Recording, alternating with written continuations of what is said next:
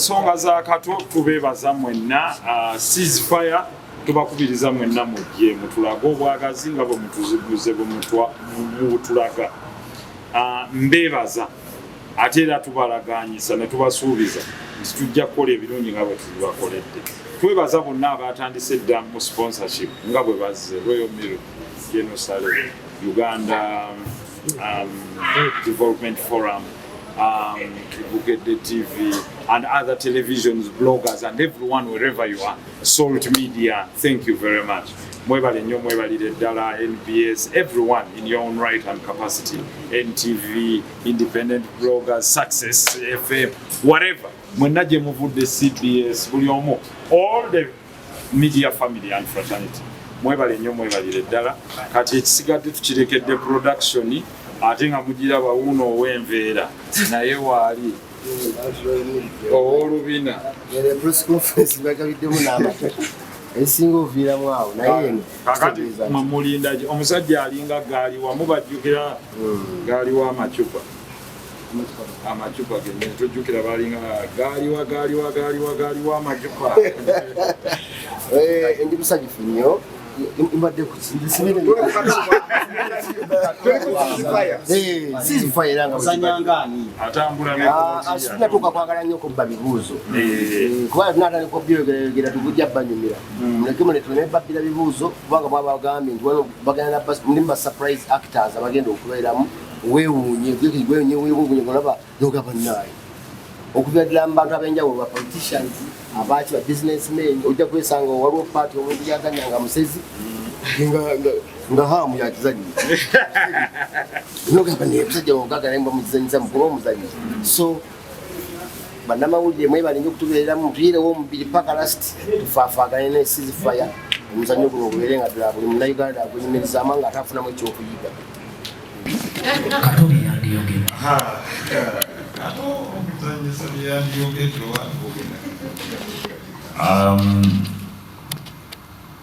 Basebo ne banyabo nsooka okwongera okubeebaza nti mwebale nnyo okubanga mukyatambula naffe mu lugendo luno. Nga bwe nabaga nti essuula tennaggwa, firimu sita ayinza okuba yabula naye ng'akyaliwo. Twetaaga okuteekinga dream eno maaso ate era tetugisaagisa. Ffe abamu kufa abeewaayo okulaba ekigendererwa kya munnaffe tukitambuze, tusigaza kiri nti tuyinza kumutiirira paka wetunakuusa ensonga. Manyi kati neeyawuddemu ndi eno bizinesi zange ate eno naye nina okubawa attention nabo. Why? Kubanga ye paathi ya muganda wange yali yampita mu bintu bino naye nga nzira muganvaako ng'agaojja kujja nvaako ng'agaojja kujja naye kati Mungu ye wanjawulo niwendi fena tetumanya kukwera kwa Anna kati wendi naye nga ne bwe yandimpise nga ndi mulamu wano teyandintuzizzaawo katebe kati ku press conference eyitako nandibadde eri nga mugatusakule tutya ssente bye mazima naye kati that is what responsibility is all about. Nti muno bwakuleka mu bigere bye mubuufu bwe you have to do nga ye bwe yandiyagadde. Kakati mulabe bwe ntandise okuzanya ebyakato ye nga Kato bwe yandiyagadde naye munsaasire nze drama mumanyiiko ki okujjako oli emutindi gwe twakola mu ssomero music, dance and drama naye nga bano bw'obatunulako they are pure talents with the art.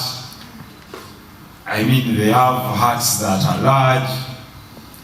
They epitomize excellence. Zekati ntya okugamba kiwulikika kitya. Ekyokubiri Kato yatulekera ebbanja buli mukivubu kati nnyina okulabika banna kuba buli yakola ekikye namulaba wali nga zo tuzingirako. Kakati buli yajja ewa Kato nnyina ebbanja ogenda gundi yaliwo nange nzireewuwe gundi yaliwo nga ye bwe yandibadde. So that is what responsibility comes along with. Mbebaza nnyo bannayuganda mwenna mwebala okubanga mutambuliddeko olugendo luno. Ebintu bino si byangu gye muli. Bw'oba omanyi nti Kato yakukolerako akalango, this is not the time to bury your head below the sun.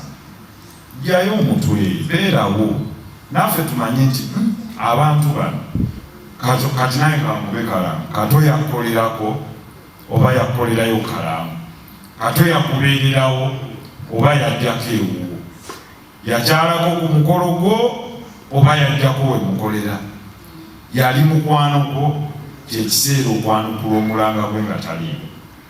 Kuba omuntu yenna ayanukula n'akulowoozaako wootali n'akweyimirira wootasuubira, nze ndowooza ye muntu abeera munno ddala. Mukkirize ntuuse okwebaza kw'abantu n'abalala ssekinnoomu abataddemu olwawulira omulanga gwa Kato. Kato mugatta bonna, abatuyamba mu kuziika ate n'abatuyambye okutandika January. Jenosale sebo webale okuba nze sirinyangako obuweere okimanyi, it's a fact. Naye nze sirema kulicognizinga ebirungi byokola. Mazima ddala you are a man with a big heart. Ate era simanyi oba abantu bakitakinga for granted, but I don't think it should be that way.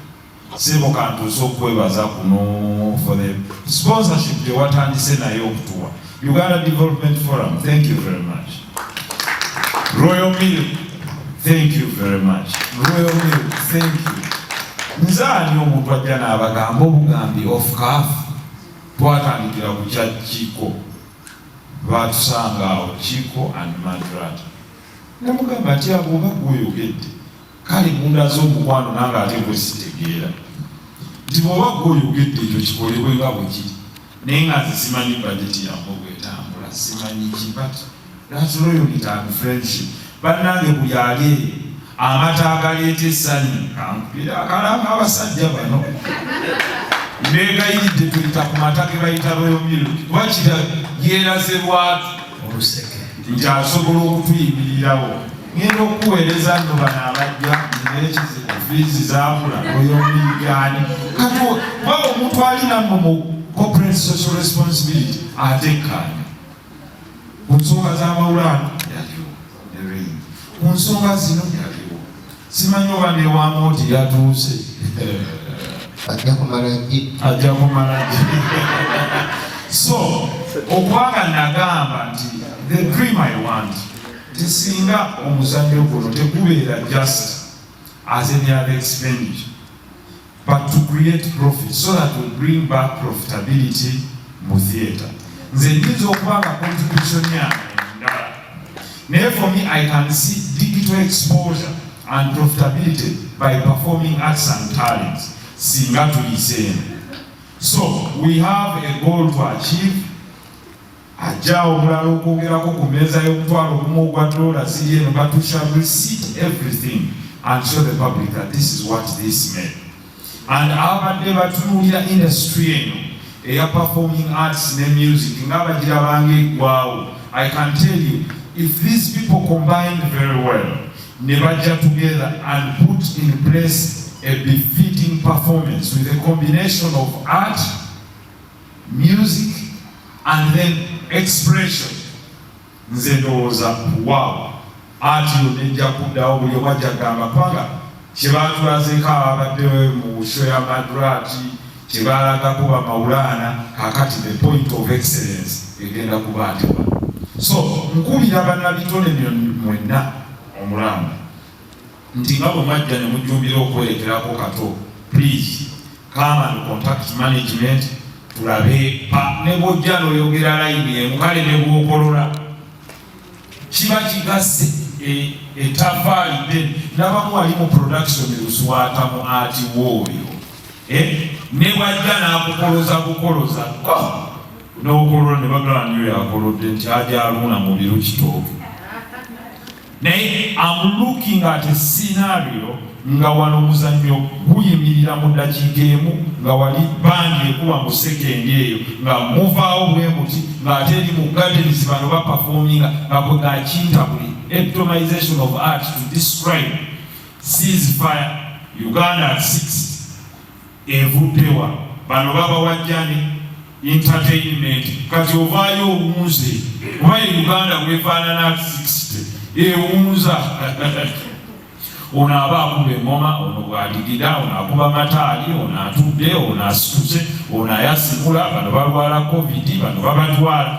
Aha, that Uganda yevaamu ekigambo ekigamba misizi bigambo byaba naye nze nzija tunalaba mundu, tunalaba masasi, tunalaba excellence, tunalaba culture, tunalaba bannaddiini be balwanira ku stage, tunalaba ki. Kakati buli wamu ogenda mu Uganda waliwo abeekuba enkokola. Munnamawulire producer ayina amusika, ate ono ayina amusika, comedian ayina amusika, nono ayina. So nga ate Uganda ffenna nnene nnyo tugyamu ng'aze tusobola okufiitingamu. Kati tuswata atakuddaawo omuntu osimanyi kyagamba kuba kati bo baba bakolaki nti bwe tunaalabika mu maaso g'omutonzi tugenda kulabika tutya. Is there a time pusi kapa bwenaatuula n'emmese ne bateesa nga buli omu abuuza munne nti naye wali onjiggira ki? Nga kwegamba tewaliwo agamba mu kiseera ekyo nga wampologoma atudde n'akaweewo, akaweewo kamugamba naye kati gw'owulira amaanyi okyagalina nga akaweewo katumulidde wampologoma kamugamba kati nkwata nga wampologoma ga nange ndi ku lwange gw'oba ompolereza mu kiseera kino. Is that the country that we want to have? So, for me, I'm seeing that dream being the carpet that we shall roll for everyone to come back and watch an integration of performing arts with talent and everything. Simanyi kiri mu fumbiro, bano be bafumba. Nze nzizenge yandirabye nti from there, what do we have? Nabagambe ekintu kimu nti mwami Ssenkubuga ayinza okuba atudde wano, mwami Philip Luswata, nga tamanyi nti we should not only bring these performing arts wano mu exhibition, nti wali ali e Bungereza ng'anoonya okulabako wamusanyusa kubanga mmwe bayita bamuwummuza myoyo. So mutukakanya ndi eyo ndowooza ndikulabako ddi $10 zange 10